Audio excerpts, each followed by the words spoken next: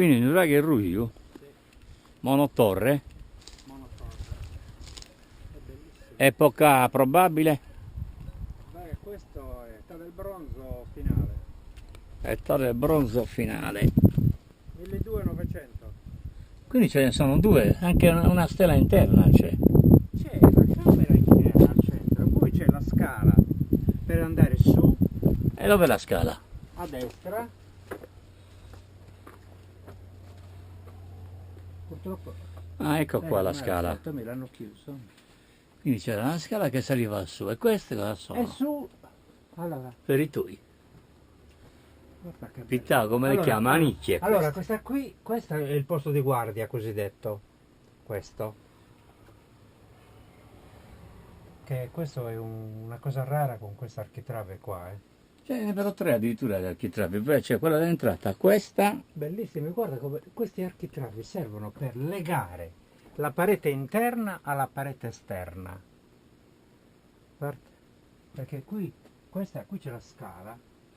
Se avessimo avuto un pezzo di roba c'è una scala che che porta porta su al terrazzo. sul terrazzo della torre, o meglio della tomba, secondo il Pittau. Una torre. Io sto facendo l'occhio per salirci. È questo buio. Ah sì, puoi salire su. Se avessi avuto un minimo di luce qua. In questa Quindi scala. questo è Nuraghe Ruiu. Ruiu. Perché lo chiamano Ruiu? Perché è rosso. Perché all'esterno è ricoperto di licheni rossastri sulla parete. Ma ce ne sono tanti Nuraghe Ruiu in Sardegna, non è che abbiano grandi... Guarda, qua, guarda che bello qua. Guarda questa bellissima nicchia interna con l'altezza suddivisa da un architrave. Con un architrave. Questa è una tecnica particolare di questo nuraghe, perché vedo che questi architravi c'è nel architravi cosiddetti, che poi sono delle chiavi per tenere insieme la parete. Ci sono nel posto di guardia e ci sono. Ma questo è territorio di Ploaghe. Si suppone che sia Ploaghe? Sembra di sì. Adesso dobbiamo guardare la cartina, credo che sia Ploaghe, il paese più vicino.